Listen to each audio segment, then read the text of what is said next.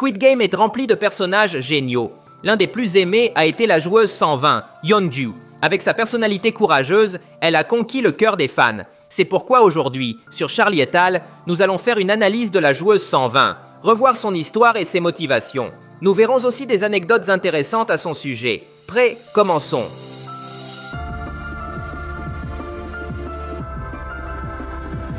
Yeonju est un personnage introduit dans la saison 2 de Squid Game. Nous l'avons vu pour la première fois dans la chambre des joueurs. Comme les autres, elle est arrivée endettée avec l'objectif de gagner l'argent du prix. Commençons par analyser le passé de Yeonju. Elle est née homme cisgenre. Elle a eu une vie relativement normale. Elle aimait même les jeux d'enfants comme le Dakji. Adulte, elle a rejoint l'armée et a grimpé les échelons jusqu'à devenir sergent. Sa carrière militaire était brillante, mais tout a changé lorsqu'elle a entamé sa transition vers une femme.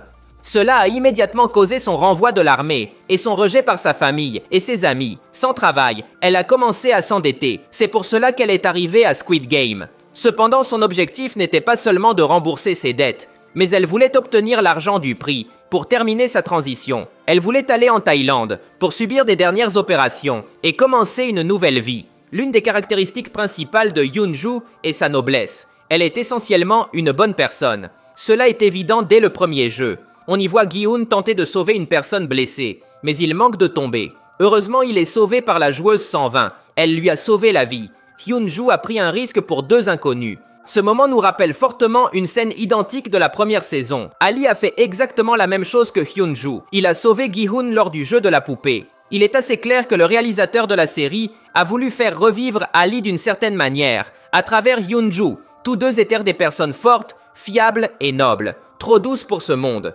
Tout au long des épisodes, on a vu comment Yeonju a prouvé qu'elle était une bonne amie et une bonne personne. Le personnage de Yeonju a été inclus dans la série pour représenter un secteur marginalisé de la société, la communauté LGBTI, si exclue en Corée. Dans le jeu du pentathlon, nous avons vu comment elle a essayé de rejoindre une équipe, mais a été constamment rejetée. Le combat de ce personnage est contre la discrimination et les préjugés. Pourtant, elle brise constamment tous les stéréotypes et prouve sa valeur en tant que personne. En plus de tout cela, Yeonju est une meneuse née. Dans le jeu du pentathlon, elle a été mise en équipe avec des personnes faibles et rejetées. Et pourtant, elle a réussi à les diriger vers la survie. Grâce à elle, ils ont réussi les épreuves. Bien qu'elle soit une personne douce, Yeonju a aussi un fort caractère. Quand la chamane s'est effondrée à cause du stress, Yeonju a pris l'initiative de la gifler pour la faire réagir. Cette action violente a permis à la chamane de réussir l'épreuve. Yeonju est une bonne leader qui fait ce qu'il faut pour faire gagner son équipe. Un autre élément fondamental chez Yeonju est sa grande force physique. Elle a montré qu'elle était prête pour n'importe quel combat grâce à son entraînement militaire. Elle est experte en combat rapproché et en maniement d'armes. On l'a vu à plusieurs reprises. Par exemple, lors de la révolte menée par Gi-han. Elle a été l'une des leaders et a éliminé de nombreuses gardes roses. Sa force a fait que de nombreux fans sont tombés amoureux d'elle.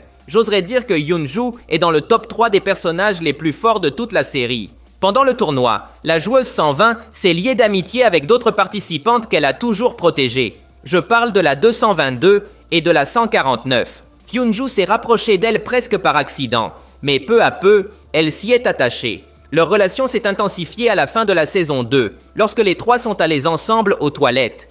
C'est là que Yeonju s'est rendu compte que Junhee souffrait à cause de son inquiétude liée à sa grossesse. L'empathie de Yeonju l'a poussé à prendre l'initiative de la protéger.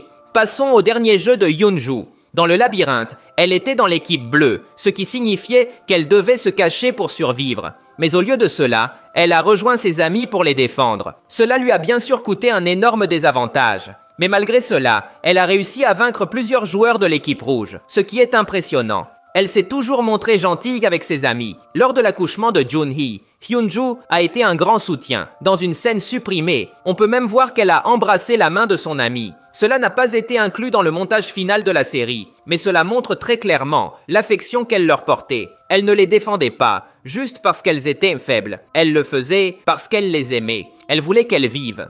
Malheureusement, cet attachement a causé sa triste fin. Yeonju avait trouvé la sortie du labyrinthe. Elle avait sa place en demi-finale assurée, mais elle est revenue pour chercher ses amis. Cette décision lui a coûté la vie. Myung-gi est apparu et l'a accidentellement poignardée dans le dos, nous laissant l'une des morts les plus tristes de la série.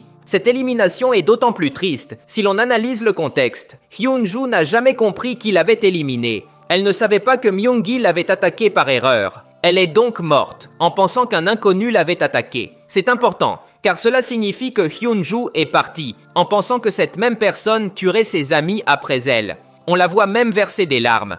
Hyunju est morte, en pensant avoir échoué. Elle n'a pas pu protéger ses amis, et c'est sûrement ce qui lui a brisé le cœur. Elle est partie en pensant que le bébé serait éliminé. Son échec semblait total. Elle n'a pu que tomber et pleurer de douleur. Dans ce contexte, l'élimination de la 120 est terriblement tragique. Ironiquement, tout se serait mieux passé si elle était simplement sortie par la porte. Le joueur 333 serait quand même arrivé dans la chambre et aurait vu son ex-petite amie. Il ne les aurait évidemment pas attaquées et aurait continué son chemin. Elles auraient toutes survécu. Mais le réalisateur aime la tragédie et briser les cœurs. Pour ajouter du sel à la blessure, je veux partager une curiosité triste. Avant le jeu de cache-cache, on voit les joueurs se réveiller dans leur dortoir. Et pendant quelques secondes, on aperçoit la joueuse 120, en train de faire son lit avec soin. Elle a tout laissé en ordre, car elle croyait sincèrement pouvoir revenir du jeu suivant. C'est un détail simple, mais qui rend sa fin encore plus tragique. On dirait que le réalisateur l'a fait exprès. Revenons à l'analyse. Le sacrifice de Hyunju est peut-être l'élimination la plus tragique de la saison. Mais sa fin n'a pas été vaine. Hyunju a bel et bien réussi à défendre ses amis, et surtout le bébé de la 222. Ce bébé s'est révélé fondamental pour la fin de la série. Rappelons que tout s'est terminé avec Gi-hun, qui sacrifie sa vie pour le bébé. Et cet acte a changé l'histoire des jeux. Le frontman lui-même a regretté ses décisions à cause de cela. Tout cela est arrivé à cause du bébé. Il faut aussi se souvenir que la saison 3 a commencé avec Gi-hun, complètement dévasté par la mort de ses amis. Mais grâce à ce bébé, il a retrouvé foi et a continué à se battre jusqu'au bout. Tout cela est arrivé grâce à Hyunju. C'est elle qui a protégé le bébé avant Gi-hun. Sans elle, tout aurait été en vain. Le sacrifice de Hyunju a été précieux. Elle était restée fidèle à ses convictions jusqu'à la fin et cette bonté a été transmise à Gi-hun. Elle a démontré la noblesse de la nature humaine. Avant Gi-hun, elle nous avait déjà montré ce que signifiait tout donner pour les autres. Il n'y a pas d'amour plus grand que celui de donner sa vie pour ses amis. Elle le comprenait, Gi-hun aussi. Et si nous le comprenons tous, son sacrifice n'aura pas été vain. La joueuse 120 est un exemple clair de noblesse humaine et nous a montré une face positive des êtres humains. Dans d'autres analyses, je vous ai dit que le réalisateur voulait montrer les différentes facettes de l'humanité à travers ses personnages. Et il s'est beaucoup concentré sur l'idée que la nature d'une personne ne change pas facilement. C'est pour cela que nous avons vu des personnages comme Myung-gi, qui a commencé la série en tant qu'escroc menteur, et il a terminé son histoire de la même manière, ou Min-soo, qui a commencé la saison comme un lâche et a fini de façon similaire. Avec Hyunju, c'était encore une fois le cas. Dès le début, elle était une personne noble et soucieuse des autres. Cela n'a jamais changé malgré l'horreur des jeux. Elle est toujours restée fidèle à ses convictions jusqu'à la fin. C'était dans sa nature. C'est tout pour aujourd'hui. Si vous avez aimé la vidéo, cela m'aiderait beaucoup que vous laissiez un like. Ce serait légendaire. De plus, n'oubliez pas de vous abonner pour voir plus de vidéos comme celle-ci. Merci de m'avoir écouté. Je m'appelle Charlie et on se voit dans le futur.